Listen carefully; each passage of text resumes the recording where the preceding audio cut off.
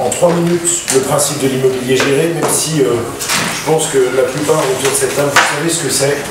Et l'idée de la réunion ce soir, c'est d'approfondir un certain nombre de sujets autour de l'immobilier géré. Donc l'idée d'acheter de l'immobilier géré meublé, c'est d'acheter un confort et une sécurité dans un cadre fiscal encadré. Confort et sécurité parce que on achète un bien qui est loué à une entreprise qu'on connaît, qui va payer régulièrement ses loyers, qui va entretenir régulièrement l'immeuble et qui va gérer pour le compte de l'investisseur en fait l'ensemble des problématiques immobilières traditionnelles, population de la résidence, perception de loyer, entretien de l'immeuble et ainsi de suite.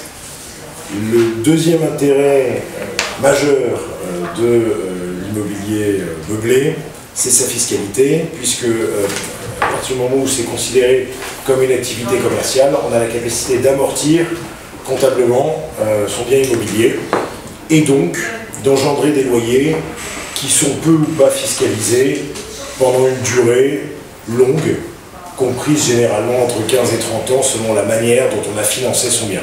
Évidemment, plus on a mis d'emprunt au départ dans le bien, plus le moment auquel les loyers vont commencer à être fiscalisés est tardif.